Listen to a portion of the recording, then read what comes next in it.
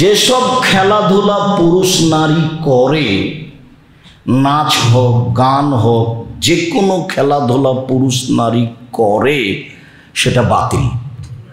শরীর চর্চা ছাড়া, যুদ্ধ চর্চা ছাড়া, শরীর চর্চা ছাড়া, তারপরেও শরীর চর্চা ব্যায়াম যেগুলো এক খেয়ালে চেয়ে থাকা লাগে এভাবে, ওটা হারাম। ওই মনোনিবেশ হারাম, ওটা চলবে না। শরীর চর্চা ছাড়া সব খেলা হারাম।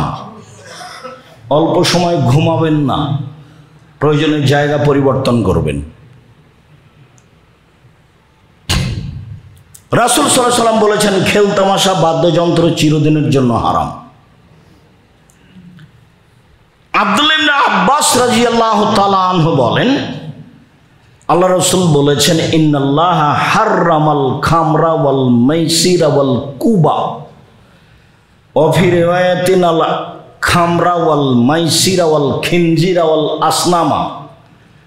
আল্লাহ তাআলা চিরদিনের জন্য হারাম করেছেন মদ, জুয়া, খেলতামাশা, বাদ্যযন্ত্র, ডুবি তবলা, হারমোনিয়াম, দুতারা, সেতারা, চিরদিনের জন্য হারাম করেছেন। কুবা মানে খেলতামাশা, কুবা মানে ডুবি তবলা, কুবা মানে সেতারা, দোতারা, যা কিছু আছে বাদ্যযন্ত্র সব হারাম। সুর হারাম, পুতুল হারাম, একই সাথে সব একই শব্দ। মদ যে শব্দ, জুয়া সে শব্দ, খেলতামাশা সে শব্দ, শুকুর সুর সে শব্দ, পুতুল সে শব্দ, সবটি একই। হারামা, চিরদিনের জন্য হারাম। বাদ্যযন্ত্র চিরদিনের জন্য হারাম। সুরের বস্তু চিরদিনের জন্য হারাম, তো বাদ্যযন্ত্র চিরদিনের জন্য হারাম। সব দোকানেই বাজনা বাজে, সব মোবাইলেই বাজনা বাজে, সব বাড়িতেই বাজনা বাজে। পুতুল চিরদিনের জন্য হারাম, অথচ আপনার বাড়িতে শোকে যে পুতুল সাজানো আছে। কতদিন বলেছি আপনাকে, আপনার স্ত্রী বাজার থেকে একটা প্লেট নিয়ে এসে সেটা আছে চিংড়ি মাছ, আপনার বাচ্চার জন্য একটা পট কিনেছে আপনার স্ত্রী, সেটা হলো ঘোড়া। আপনি আপনার বাচ্চার জন্য গেঞ্জি কিনেছেন, তাতে আছে কার্টুন।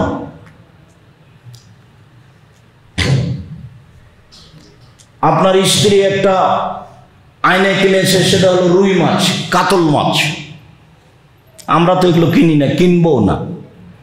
কে যদি দিয়ে চলে যায় তাহলে ওকে লাথি দিয়ে ভেঙে দেবো, তখনই আনলে ফেরত দেবো।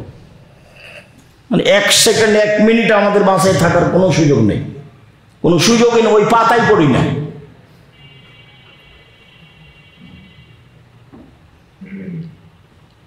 রাসূল সাল্লাল্লাহু আলাইহি সাল্লাম সবকে হারাম ঘোষণা দিয়েছেন, বাদ্যযন্ত্র, খেলতামাশা। উমামা বাহেলি রাদিয়াল্লাহু তাআলা আনহু বলেন, রাসূল সাল্লাল্লাহু আলাইহি সাল্লাম বলেছেন, লা তাবিউল কায়নাত, পৃথিবীর মানুষ তোমরা গান বাজনা খেলতামাশার মাধ্যম বিক্রয় করো না। মানে ব্যবসা নিষেধ, পুতুলের ব্যবসা নিষেধ, খেলতামাশার ব্যবসা নিষেধ, বাদ্যযন্ত্রের ব্যবসা নিষেধ, সব নিষেধ। ওয়ালা তাবিউল কায়নাত ওয়ালা তাশতারুহুন্না, তোমরা খেলতামাশা বাদ্যযন্ত্রের মাধ্যম কিনিও না। আপনিও ছোট মোবাইল ব্যবহার করবেন, আপনার ছেলেও ব্যবহার করবে। কই, আমি তো জামিয়া সালাফের পরিচালনা করি সারা দেশ জুড়ে, আলহামদুলিল্লাহ। তো সেই জামিয়া সালাফে পরিচালনা করি, আপনার কাছে টাকার কথা বলি, তাতে তো আমার কাছে কোন মোবাইল, কই ছোট মোবাইল আছে। আর আমি তো মোবাইলে রিং হলে অন করতে পারি, আমি তো আপনার নাম সেভ করতে পারি না। তারপরেও তো জামিয়া সালাফে চলে। আমার কাছে তো টাকসাল নাই, আমি তো টাকা বানাই না, আমি কোনো ব্যবসায়ীও নই। বাস আমার আব্বার জমিতে আমরা চলতে পারবো ইনশাল্লাহ, এটা আমাদের ধারণা কাজ করে। যার কারণে আমাদের ব্যক্তিগতভাবে কোনোদিন মানুষের মুখাপেক্ষি হওয়া লাগে না। যার কারণে জীবনে কোনোদিন কাউকে পয়সার কথা বলা লাগে না, গাড়ি ভাড়া দেওয়ার কথা বলা লাগে না। কোনো দিন বলিনি জীবনে। 90 সাল থেকে মাঠে আছি, 90 সাল থেকে। আর বেড়াইতে আসি প্রায় মোটামুটি 97 সাল থেকে, 97-98 থেকে বেড়াইতে আসি। সম্মানিত দিনী ভাই বোন, বাদ্যযন্ত্র খেলতামাশার মাধ্যম বিক্রি করা হারাম, ব্যবসা হারাম, কিনা হারাম। তারপরে অতোয়াল্লেমোহন্না, এদের শিখিয়ে দেওয়া হারাম। হেডমাস্টারের চলে না বাদ্যযন্ত্র ছাড়া, খেলতামাশা ছাড়া। আল্লাহ বলছেন এদের শিখিয়ে দেওয়া হারাম। অসামানহন্না হারাম, এর মাধ্যমে যত পয়সা উপার্জন হবে সবই হারাম। খুব মনে রাখতে হবে, আমি কিন্তু অনুবাদক। আপনি খুব ধৈর্যের পরিচয় দিয়ে কথা শুনবেন, বিরক্ত হবেন না। আর মধ্যে থেকে কোনো ছেলে যেন কোনো সময় না উঠে। অল্প সময় আপনি আমাকে পেশাব পায়খানার প্রয়োজন দেখাবেন না। আর আমি এত রাতে আসতে চাইনি, আমি টেনশন ভোগ করছিলাম যে আমি 10টার আগে যেতে পারি কি না, 9টায় পৌঁছিতে পারলে 9টায় উঠে কথা বলতাম। তো এখন তো কত হয়ে গেছে, 11:30, সেই কখন সন্ধ্যা হয়েছে। মনে হচ্ছে যে কত 7 সমুদ্র 13 নদী পার থেকে আমি চলে আসলাম, এরকম মনে হচ্ছে। আলহামদুলিল্লাহ।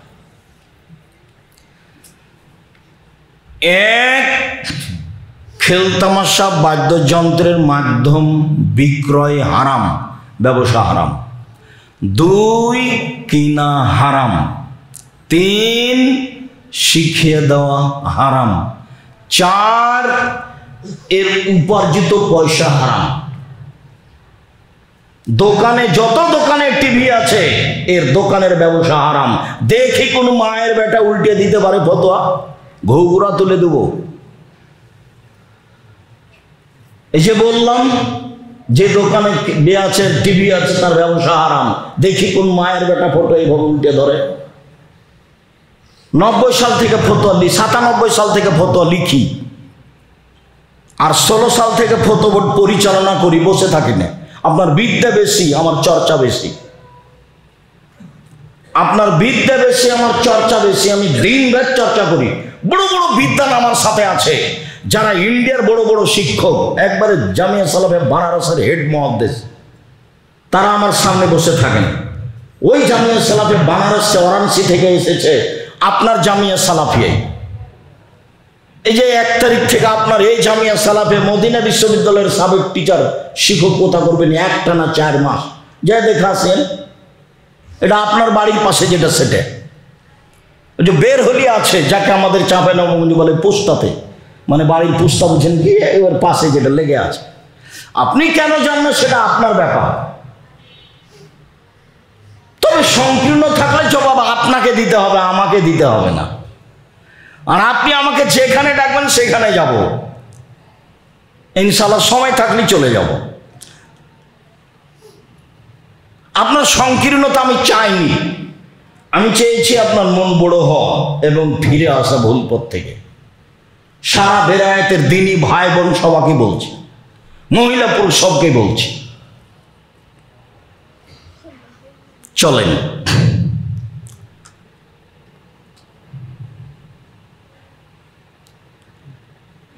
আবু মালিক আশআরী রাদিয়াল্লাহু তাআলা আনহু বলেন, রাসূল সাল্লাল্লাহু আলাইহি সাল্লাম বলেছেন, লা ইয়াকুনান্না মিন বাদি আকওয়াম, আমার পরে অচিরেই পুরুষ নারী আসছে। এই যে আমরা, আমার পরে অচিরেই পুরুষ নারী আসছে, ইস্তাহিলুনাল হেরা, যারা জেনাকে হালাল মনে করবে। জেনা পাপের কাজ নয়, জেনা পাপের কাজ নয়। অবাক কথা। অল হারিরা, রেশমিকে হালাল মনে করবে। অল খামরা, মদকে হালাল মনে করবে। বিড়ি, তামাক, জর্দা, সিগারেট নির্দ্বিধায় বিক্রি করছে, সব দোকানে প্রায় হচ্ছে। বিড়ি, তামাক, জর্দা, সিগারেট, গুড়, মদকে হালাল মনে করবে। জুয়াকে হালাল মনে করবে। অলমাজে, বাদ্যযন্ত্রকে হালাল মনে করবে। বাদ্যযন্ত্র কই কেউ কি খারাপ মনে করছে?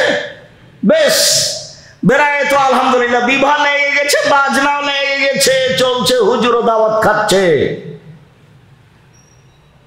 আপনি আমাকে দাওয়াত দেন তো দেখি বাজনা অবস্থায়, দেন একদিন।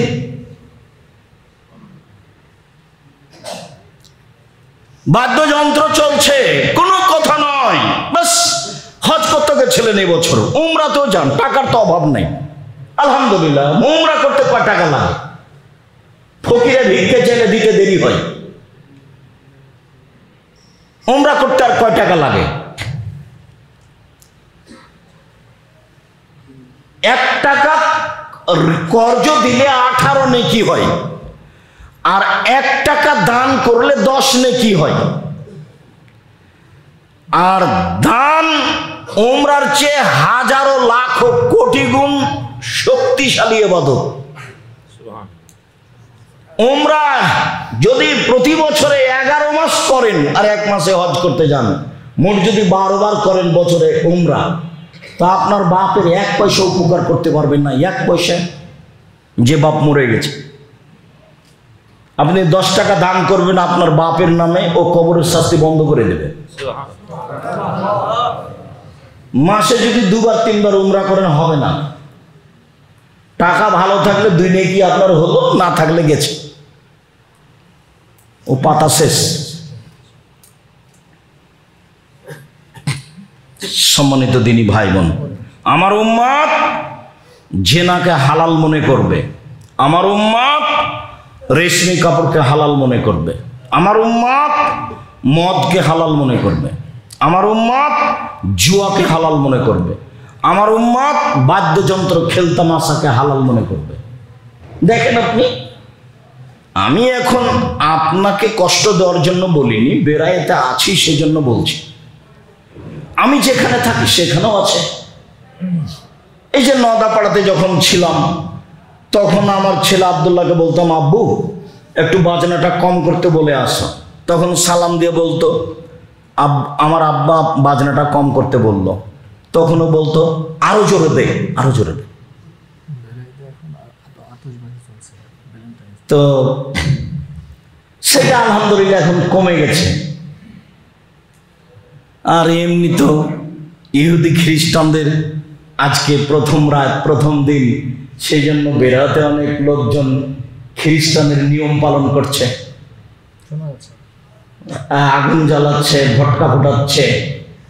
আপনি মনে করিয়েন না, আপনাকে যদি আমি অশিক্ষিত প্রমাণ করতে না পারি, আমি জাতির সামনে বক্তব্য দেব না।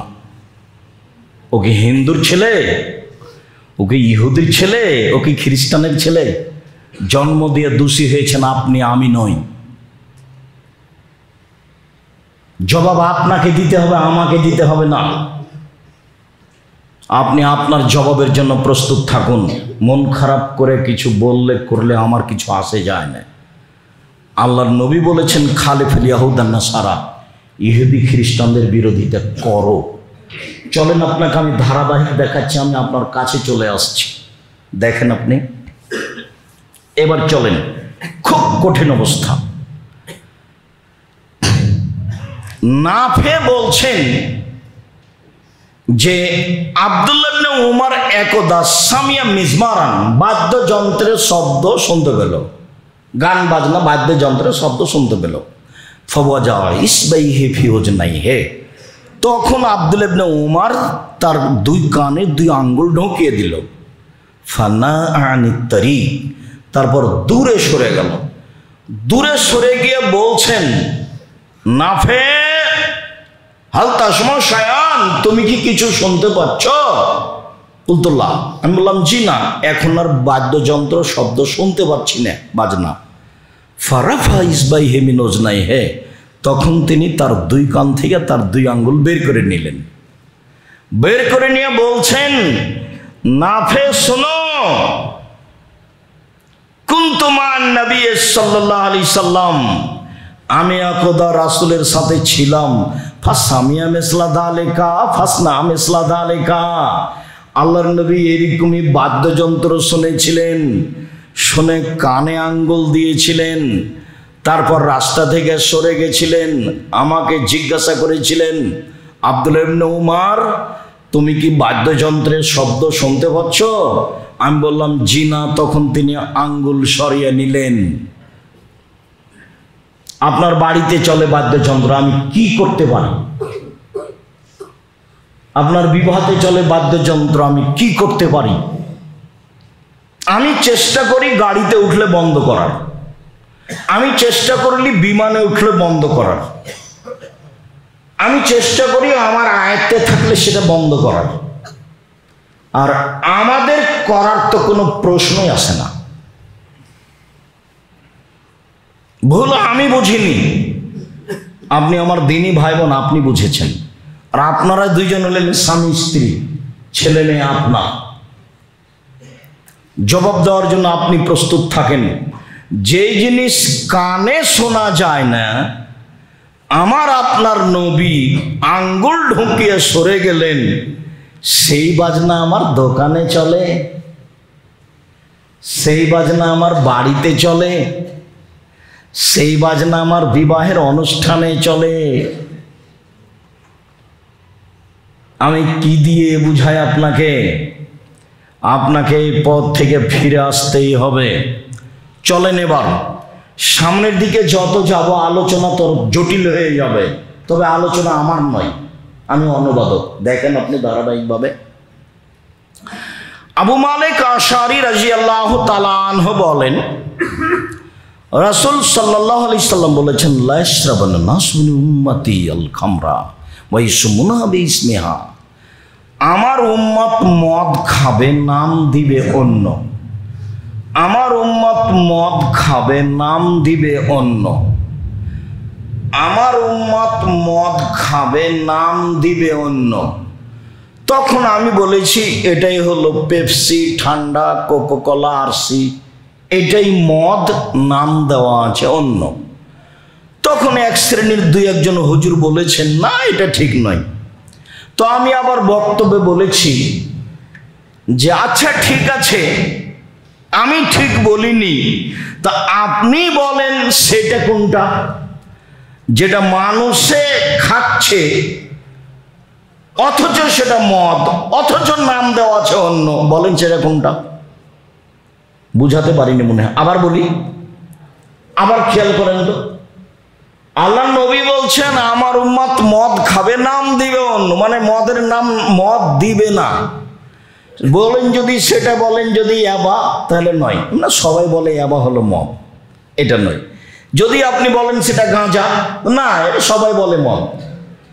যদি আপনি বলেন সেটা হিরোইন, না না এটা সবাই বলে মদ। মানুষে মদের নাম অন্য দিয়েছে, খাচ্ছে, সেটা কোনটা বের করেন আপনি? আমি বলেছি সেটা ঠান্ডা, পেপসি, কোকাকোলা, আরসি, কোনোদিন মুখে দিই না আমরা। আপনি একটা বের করে বলবেন, আর আপনি আজ থেকে নিয়ে পেপসি, ঠান্ডা, কোকাকোলা, আরসির ইতিহাস পড়েন, কে তৈরি করে, কিভাবে তৈরি করে, ঘটনা কি, পূর্ণ ইতিহাস পড়েন। এবং লন্ডন থেকে একটা পত্রিকা বের হয়, সেই পত্রিকাতে বিস্তারিত মাধ্যমে লেখা থাকে, সেটা অবগত, তারপরে কথা বলবেন। হুজুরের কথা যদি বলেন তাহলে তার সঠিক পথে যাওয়া যাবে না। বললাম যে 7 ভাগে কুরবানি চলবে না, 7 পরিবারের পক্ষ থেকে 7 জনে চলবে। তখন কে বলছে চলবে না রে, কত হাদিস আছে। তখন আর আমারটা কি আর থাকলো, হুজুরের বক্তব্যের চোটে সেটা চালু হয়ে গেল। আমি কোনোদিন বলিনি, আমি 90 সাল থেকে মাঠে আছি। আমি 7 দিনের দিনে আকিকা দিতে হবে এই কথা বলেছি, 14 দিনে বলিনি, 21 দিনে বলিনি, জীবনে একদিন বলিনি। 7 দিনের দিনই দিতে হবে, ভিক্ষুককে দিতে হবে, ভিক্ষা করে আকিকা দিতে হবে, ভিক্ষুককে ভিক্ষা করে দিতে হবে। আপনি ভিক্ষা করে দিবেন, আপনি কর্জ নিয়ে দিবেন, ঋণ করে দিবেন। ছাগল কানা হোক, খোড়া হোক, টেরা হোক, ল্যাংড়া হোক, হইলেই হলো, খালি জান থাকলে হলো। ও তো কুরবানি মানে চোখ দেখো, কুরবানি মানে কান দেখো, কুরবানি মানে পা দেখো, কুরবানি মানে খুর দেখো, কুরবানি মানে মোটা তাজা কিনা, কুরবানি মানে দামি কিনা দেখো, কুরবানি মানে ঝকঝকে কিনা দেখো, এটা হলো কুরবানি। আর আকিকা মানে কানা, খোড়া, ল্যাংড়া, 2 মাসের 6 মাসের খালি জান আছে, 7 দিনের দিন। সম্মানিত দিনী ভাই বোন, আমার উম্মত মদ খাবে, নাম দিবে অন্য। একই হাদিস বুখারী মুসলিম। দেখেন পরের বাক্য কত জটিল।